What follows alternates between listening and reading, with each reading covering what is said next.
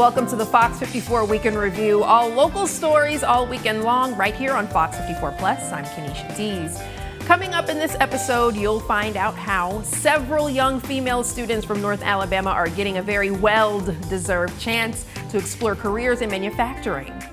Summer safety season is here. From jumping in the pool to taking a hike in Alabama parks, we'll refresh you on what to keep in mind to keep you and your family safe. And we'll be talking softball, and a softball exhibition series is expected to make a big economic impact to Madison. We'll explore those topics and more coming up. Beginning with this episode, we're changing things up. We're going to start taking you day by day through our weekend review. So let's rewind the clock to last Friday when one of North Alabama's largest mental health care centers announced an expansion of its services.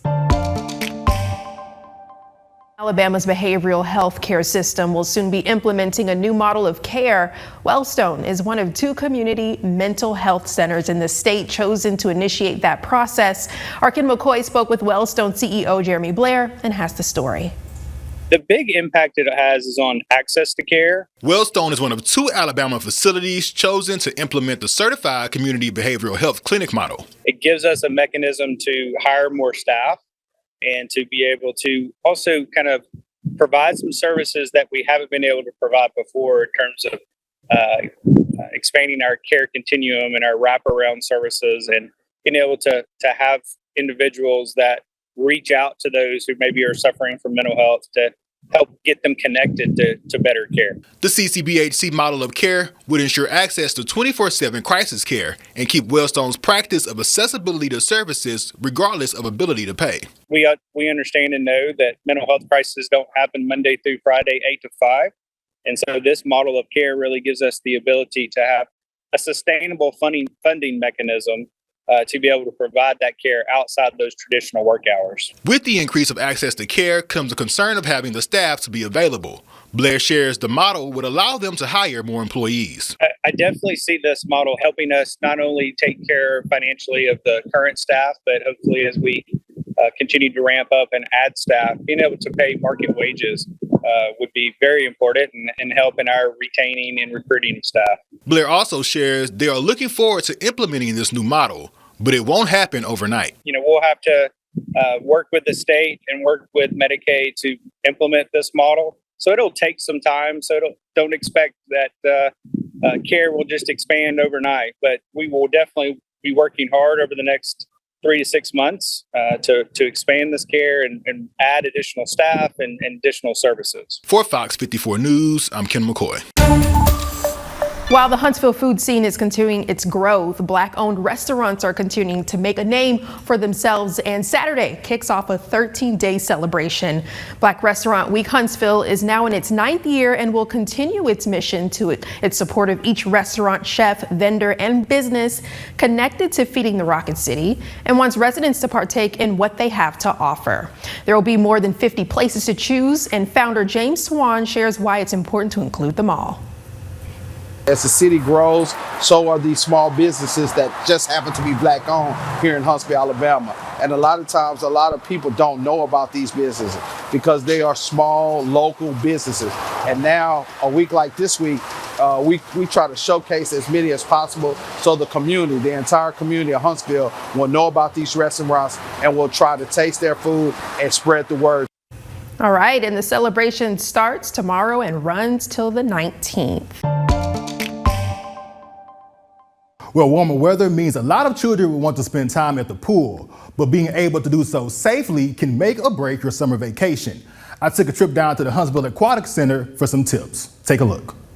Even strong swimmers should never swim on their own. No matter what your experience level, water safety goes for everyone. They should always be with somebody, a buddy, at least one or two. Water can be a whole lot of fun, but the people need to have respect for it and the dangers it may present. But when dangers do occur, the first thing they need to do is try to get the attention either of a lifeguard, or if the lifeguard is not anywhere near or there's not one available, they need to just call 911 immediately. Then the next step would literally be to remove that person or child from the water safely as quick as possible.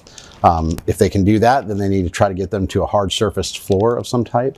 And then if they do know CPR, they need to begin CPR. For those who choose to swim at home, if you have a backyard pool, having either some type of water alarm, which basically that would be a solenoid of some type, that if the water level changes, meaning somebody's gotten in the water, an alarm would go off. Having a fence on your around your pool with a child safety lock. and parents, always teach your kids the basics. Don't go near the water. Don't get in the water. Parents need to teach their children to ask permission. Even a child, if they can swim, shouldn't be alone. Children who can't swim, we recommend that they all have a Coast Guard approved water safety, either vest or some type of flotation device. Finally, no matter the age, swim lessons are recommended. We encourage everybody to learn to swim, and at the very least, take as much water safety, lessons as possible, so that they are familiar with the water, they understand it, they respect it, and they know how much fun they can have in it and still be safe. All right, well, speaking of water safety, if you're interested in becoming a lifeguard or just want to learn basic water safety skills, the City of Huntsville is offering lessons. Aquatics Activities Director for the city shares there's still a need for more swim instructors and hopes these lessons can fix that. The City of Huntsville, we offer lifeguarding classes, and so anyone who is interested in becoming a lifeguard, either for employment or for just safety purposes, we will teach them to become a water safety instructor, and they can start teaching swim lessons, which we do here at the City of Huntsville. All right, if interested in lessons, they are available at the Huntsville Aquatic Center and at the Richard Showers Pool. Our neighbors can come from all different backgrounds, but one thing they can teach us is that it's not how that we're different, but how we are alike. This afternoon, residents got a chance to learn about the religion of Islam, participate in hands-on activities like henna art, and meet the local Muslim community of Madison and Huntsville at the Mitra Muslim Neighbors event. I got a chance to speak with Community Outreach Director Sami Ajuri of Madison Islamic Center about why events like this are important. It's important just to kind of show that we're all the same people. We might have different religions, but we all share the same values. We just like to have events like this, kind of open the door, fight the misperceptions of Islam, and to show how wonderful religion is we are and how we are a community in solidarity. All right, Ajuri also shared they have events like the one today every quarter. This weekend, the Rocket City Trash Band has put on another edition of their Juneteenth Kickback Night at the ballpark on Saturday. Programming included tabling from Black-owned businesses and panel discussions on topics like Black fatherhood. But a spotlight on Black culture was on baseball, specifically the Negro Leagues. And while the Negro League's lasting impact can be felt at ballparks all over, it's special to our state. Back for the second year was the Negro Southern League Museum from Birmingham. On display were game-used uniforms and equipment, posters and memorabilia. It's baseball's bygone era, but one with enduring impact. Every time I put that uniform on, I was excited. I enjoyed traveling to the big cities like New York, Chicago, and playing at Yankee Stadium. All that meant a lot to me. Nothing tells the story of the Negro Leagues like those that lived it. Joseph Marbury of the Indianapolis Clowns and Ferdinand Chico Rutledge of the Birmingham Black Barons made the trip up to Madison and shared living testimony. I never dreamed of this day. I just played under the condition we was under. We couldn't even go to a restroom until we get to a certain city. It's just like the law just, come on now, try it again. They outlived an era defined by bigotry. They went from being excluded from playing the game they love to today earning rightful recognition. It's changed. I didn't get this gray hair just overnight. When it changed, guess what? I changed with it. We live in a new day, new time. Everything changed. And it's good, very good. Throwing out a ceremonial first pitch doesn't erase all they endured, but it's a small acknowledgement of living legends. I'm just so proud that I was a trailblazer. A lot of guys came behind me and they got opportunity because of me. And I'm so proud of that. Like I said before, I'm proud to be a part of Black history also. Baseball celebration of the Negro Leagues culminates on June 20th when The San Francisco Giants and St. Louis Cardinals play at Birmingham's Rickwood Field. America's oldest ballpark will host its first ever Major League Baseball game, and we at Fox 54 cannot be more excited to have it on our channel. Mo, Nick, and I will be down to the Magic City all day on the 20th, and we'll have a complete recap of all the festivities in a special edition of Fox 54 News at 9. Plus, we'll have special stories in the week leading up to the big game. June 12th is Independence Day in the Philippines. It recognizes native Filipinos' original declaration of sovereignty from Spain in 1898. And to honor the upcoming occasion, the Philippine American Association of Alabama, or PAAA, gathered for a celebration called Destination Philippines. The Huntsville-Madison County Library's Madison branch was packed for this Pinoy party. Highlights included a fashion show displaying traditional wear and the Mabuhay Performing Arts Group of Alabama performing folk dances, which you see right here. Of course, there was kababayan cuisine like lechon. Madison native Mark Carrender, he was proud of how his culture was represented. As someone who grew up here in the States, it helps me feel closer to my folks at home and my culture. It also helps me to learn more, as the experience is different being a Filipino American versus being a Filipino in the Philippines. We were really excited to see how many people we got, not just our own members and people of our community, but even others. Part of our mission is spreading and preserving Filipino culture, so we're always glad to see more people coming out. We hope that our participation will stay high and increase, and we can reach more people and have more fun events like this. While Filipino Independence Day marks the end of Spanish rule, the Philippines would be ultimately independent of foreign rule entirely when the United States granted the island's self-determination on July 4th, 1946, ending a 48-year colonial rule. This year's Independence Day falls on Wednesday, the 12th. The Decatur Police Department and the Decatur community has been in question following the killing of Steve Perkins. The department has been under further scrutiny following last month's gag order hearing of Officer Mac Marquette, the man who killed Perkins last September. In that hearing, it was revealed that Senior Officer Lieutenant Joe Renshaw had admitted to using fake Facebook profiles to make comments related to the case. It was also revealed that Decatur PD sent body camera footage of Perkins' killing to the Huntsville Police Department to be edited.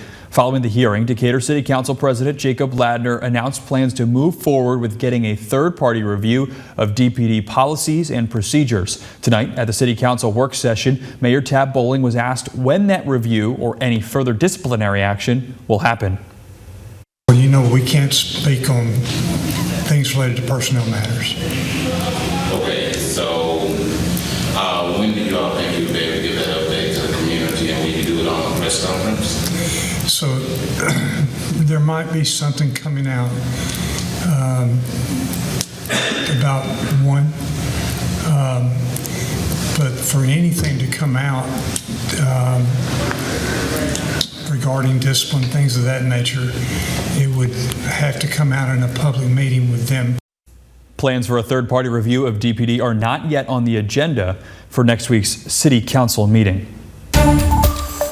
Summertime is upon us. That means kids are out of school, riding bikes, walking to parks, so pedestrian safety near moving traffic is especially a concern. Tonight, our Jasmine Bird hears from one Huntsville mother grieving the loss of her son, killed in a hit-and-run accident nearly 2 months ago. He was walking home on Memorial Parkway, and it was around about after 1, something like that, and a car hit and run. LaVonda Williams says her son Marquez was killed on Memorial Parkway nearly 2 months ago on April 15th. Right in that area, Redstone and Burger King. You know, it happened on Memorial Parkway that night, and they kept going. He was such a smart, intelligent young man, you know. He had so many goals, and he was August the 1st, he would have been turning 30 years old. As Williams continues to cherish the memories of her son Marquez, she is also still seeking answers. For a while, I was emailing with the detective, and he were telling me that they were on the case, but I think gradually, you know, I haven't heard anything else, you know, just waiting to see how this play out. And when it comes to hitting a pedestrian and fleeing the scene, Alabama Law Enforcement Agency Senior Trooper Brandon Bailey says there are repercussions. Those those repercussions and the consequences behind that can result in you can go to jail, you can be ticketed for it. It depends on the extent of the injury of the involved party. Of course, if it's injury, that could be a felony, which means you can go to prison for it. So that's something that's very serious. And anytime a car versus a pedestrian, you need to take this situation serious anyway. Don't take it lightly. When a car hits a person or a bicycle, it's never good. So even if it's not you feel like it's not your fault, stay at the scene, call the police, let us come in and assess the situation. Williams also leaves one final message. I would give advice to the young people, at this day and time, a lot of people, they really are not listening, or they don't care if they see you walking. Everyone has something going on in their life. So if young people out here walking, be careful, don't, walk in the street or, whatever the case may be, and they just value life more. In Huntsville, Jasmine Bird, Fox 54 News. Decatur police responded to a juvenile versus vehicle call earlier this evening. It happened at the intersection of Glen Drive and Windover Place. Police tell us the driver stopped to render aid. The juvenile has been taken to the hospital for treatment for undisclosed injuries. And that incident just a few hundred feet away from the scene of Saturday's hit and run that left another minor injured. Dennis Mitchell turned himself into Decatur police today. He was charged with leaving the scene of an accident with injury. Mitchell was booked into Morgan County Jail on a $2,500 bond. Decatur police did share with us that the minor was treated for non-life-threatening injuries and was released from the hospital Saturday night. Well, June is Gun Violence Awareness Month. It's dedicated to remembering victims killed, honoring survivors, and finding ways to end deadly trends. Our Jasmine Bird hears from a president of the Alabama NAACP who says we're all stronger without a gun. I know you all kind of deal with a lot of cases in regards to, the families who have maybe had a loved one involved with gun violence. Kind of talk about the process of, after an event has occurred, the families are left with, picking up the pieces, right. Not only the person that was involved in the gun violence incident. Right. And that's so true, because when there is a tragic gun incident, and that's really where the person actually killed or whether the person just severely injured, you have to pick up the pieces. You have to put your lives back together. And oftentimes, we've seen on TV where the mom, the dad was standing over a coffin of their young son. And you look on the other side, you see the parents of the young man that's in jail or getting ready to go to court. And I'm saying young man, but it couldn't be a young lady as well. But, we know it's more prevalent in our African-American male communities. And so, both families are torn apart. And so, our message to our young folks is to let's stop the gun violence, because you are stronger without a gun than you are with a gun. Anyone can take up a gun and pull the trigger, but it takes a real strong person to resist. We believe our young men and young women are certainly stronger without a gun, because you live today to live another day. In Athens, Jasmine Bird, Fox 54 News. All right, this week the Rocket City is celebrating something special. It's Armed Forces Week. It's a time to recognize the accomplishments of the men and women in the community who served and those who support our armed forces. Our Jasmine Bird takes us to one of this week's signature events.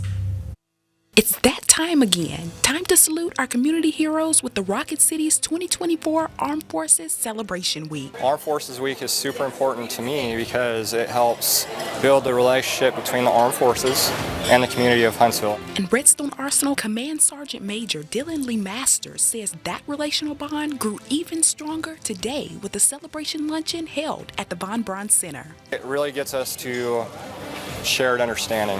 I think a lot of that sometimes is lost. Like, you have the Hollywood version of what the military is, and then you have the reality of it. So I think it's important that we grow together. Event speaker, Deputy Commanding General, and Acting Commander of U.S. Army Material Command, Lieutenant General Christopher Mohan, says the truth is young men and women across the country are simply not joining the armed forces the way they used to. But currently, in the state of Alabama, there is good news. I checked with the Army's recruiting company in Huntsville. Enlistments are the highest they've been in 5 years. And we're continuing to excel. And this year, we're on track to have a 52% increase from where we were last year.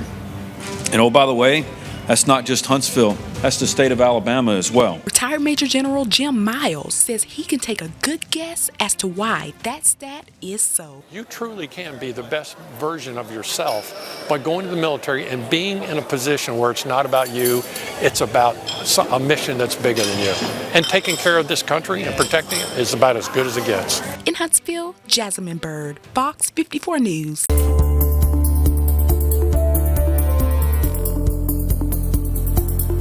NASA is giving another meaning to breaking the ice. As Kid McCoy tells us, teams are competing for a chance to be part of NASA's efforts to get humans back to the moon and beyond. NASA's mission is to have a long-term human presence on the moon and beyond that on Mars. The goal for NASA to get humans back to the moon and finally to Mars calls for the right equipment. Using the resources available either on the moon or Mars helps us to meet that goal of permanent human presence. We know there is ice in the permanently shadowed crater regions of the moon, but we need to develop technologies to excavate that ice and transport it to the top of the crater so that we can process it and make it into water and use it as a rocket fuel or for astronauts' daily use purposes. Back in 2020, the search began for teams to create this special equipment to help NASA get one step closer. We started this Break the Ice Lunar Challenge back in 2020, and we asked teams to develop certain robotic equipment to dig up stuff and transport stuff on the moon.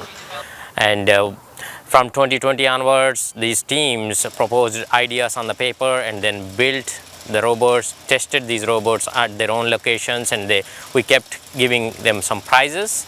And 6 teams made it to this level. Those 6 teams are competing for $1 million prize and are made up of students, entrepreneurs, and more. NASA wants to get ideas from diverse community. And once we have these ideas, NASA can encourage these teams to further those technologies by testing them in vacuum conditions or very cold conditions and all that, so that teams can take those technologies forward that will benefit NASA eventually. This is the first time the event has been held in the Rocket City. We have been here, Centennial Challenges program has been here at NASA Marshall for almost 20 years, and we are excited to have this event. This is our first event doing it in Huntsville, and this exhibition center worked out to be a great location to do that. For Fox 54 News, I'm Ken McCoy. The police is now accepting applications for its 72nd session of the Huntsville Police Academy. The academy begins February of next year. Here are a few of the requirements. You must be a U.S. citizen, at least 20 years old, and have a high school diploma or GED. We spoke with the Huntsville police recruiter to learn more about joining the force.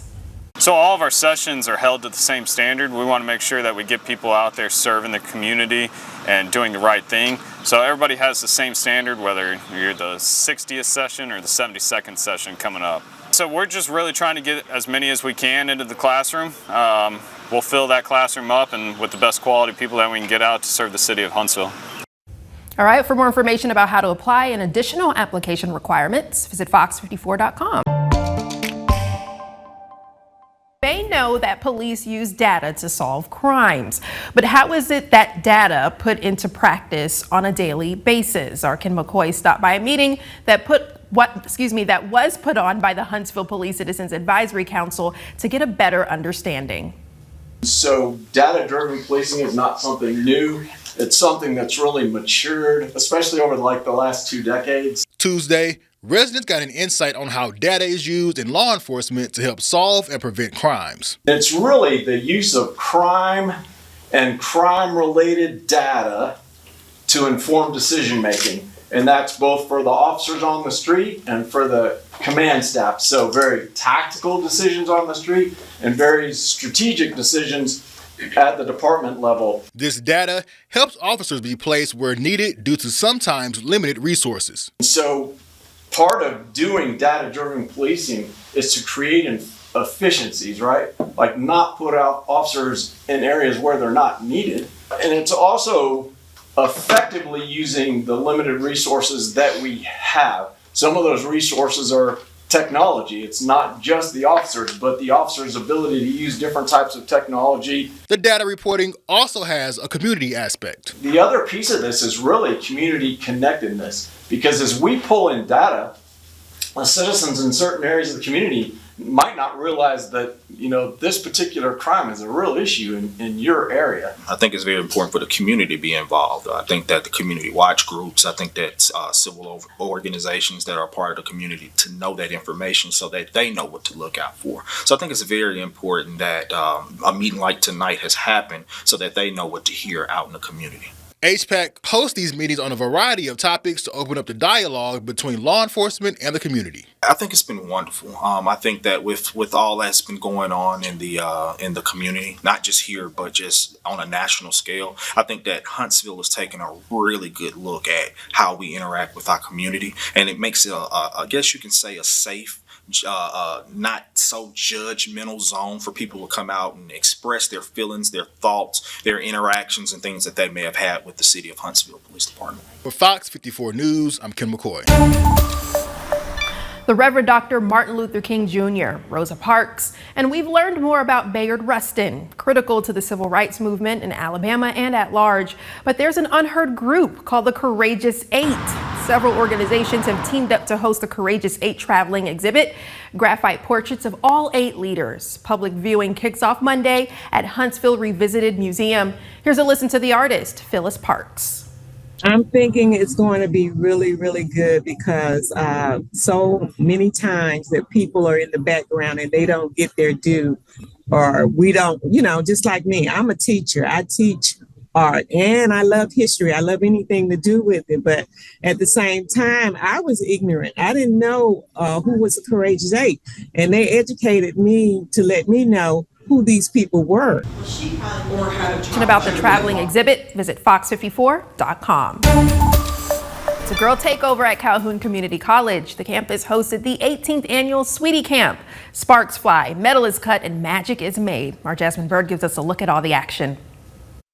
When I heard about this, I was like, this is a perfect opportunity. Anna Verbal is a 10th grader at the Alabama School of Cyber Technology and Engineering and says she couldn't let this opportunity for summer welding and electrical technology camp pass her by. My college counselor, Miss Krieger, she actually sent me an email with the information about this. She was like, this sounds like something you'd be interested in, and it happened to be. Verbal says she's interested in additive manufacturing, welding technology, and electrical technology, which is everything Sweetie Camp offers. So I immediately got my parents to sign me up for it. Athens Renaissance 11th grader Charlotte Lott is in the same boat, attending Sweetie Camp for the 2nd year in a row. Even just doing it for 1 year, you kind of get a feel for things and you kind of understand what's going on. And then the next year, you're like, okay, I got this, For James Clemens High School senior Adele Vandermark, her passion lies in the welding department. I really wanted to go into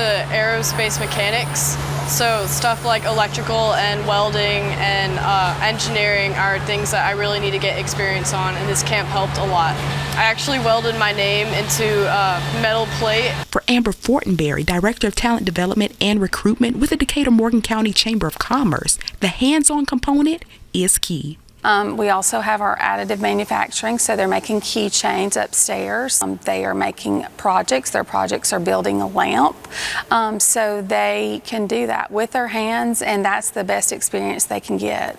Indicator, Jasmine Bird, Fox 54 News.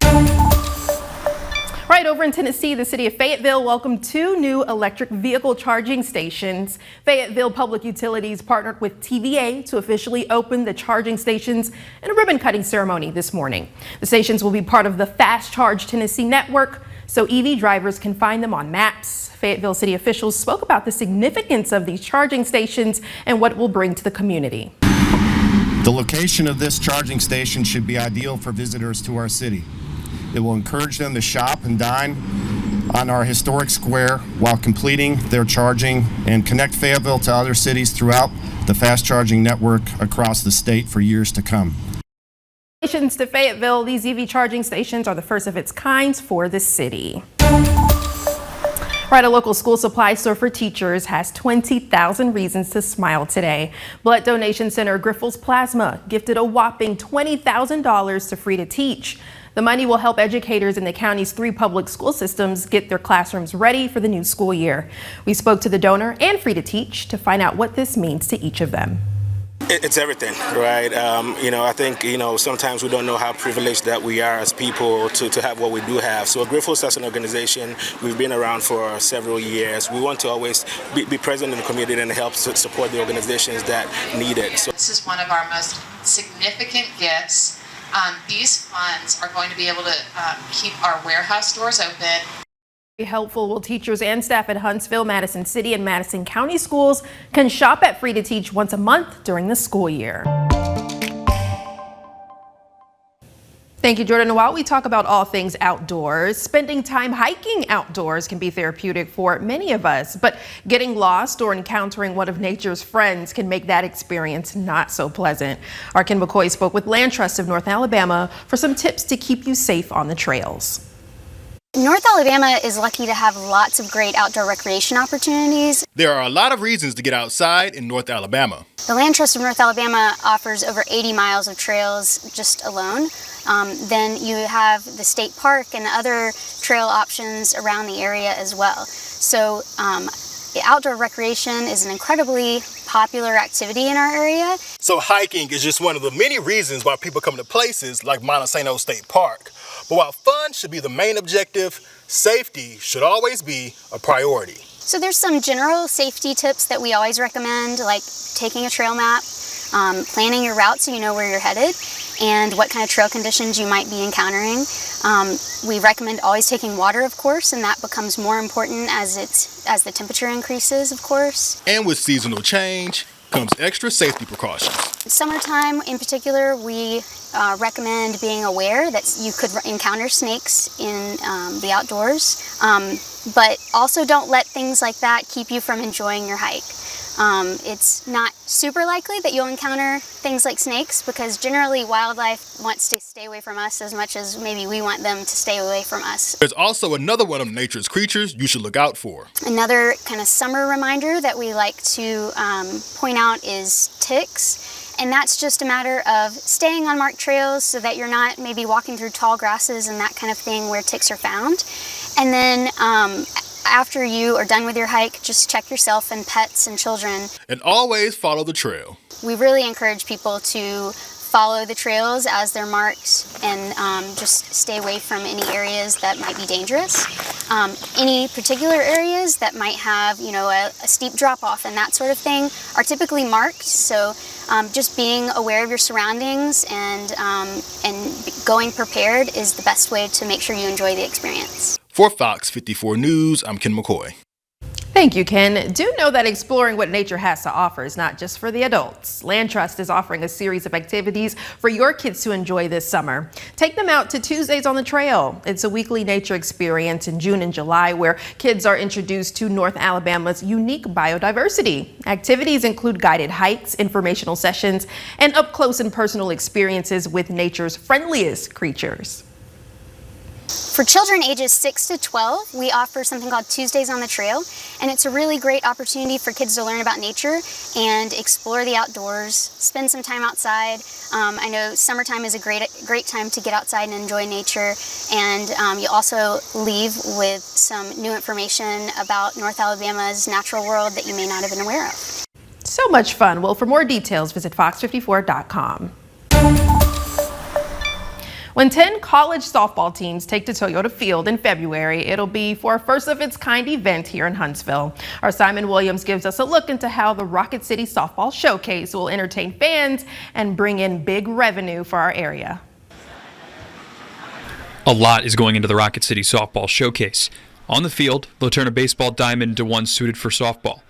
Off the field, Local municipalities and government agencies are coordinating the multi-day live event with major money on the line. It's going to be a little over $1 million economic impact, which in February for our area having a sporting event that's outdoors is significant. That's Joel Lamp with the Huntsville-Madison Convention Visitors Bureau. He walks us through the rough draft of the math behind that million. And knowing that you're going to have 10 teams here for 4 days, that's a significant number. They all got to get hotels, they got to eat, buses, some of that stuff. And of course, tickets. Lamp says about 90% of Toyota's field 7,500 person capacity will be the $20 general admission tickets, which are valid for the whole day's worth of games. Now multiply that by 5, and we're looking at an estimate of $675,000 in ticket revenue alone. And considering that this is a drivable trip for a first-of-its-kind event, players' families and area alumni can make it out. There's a large contingent of their parents and families they're going to focus on this weekend and make that a trip. Tickets went on sale today, and the early returns are good. Lamp says they sold over 1,500 tickets already, and the premium seats behind home plate are all sold out for day one. We want to make sure that this is a great event, not just a great game. Clearly, there's more to this event than the stats achieved on the field. In Huntsville, Simon Williams, Fox 54 News. All right, and remember to keep your TV tuned to Fox 54 News throughout the week for more local headlines. When news or weather breaks, have our mobile app handy. And as always, join us here on Fox 54 Plus for more exclusive digital content tailored to you and your family. For now, I'm Kenesha Dees. See you next time.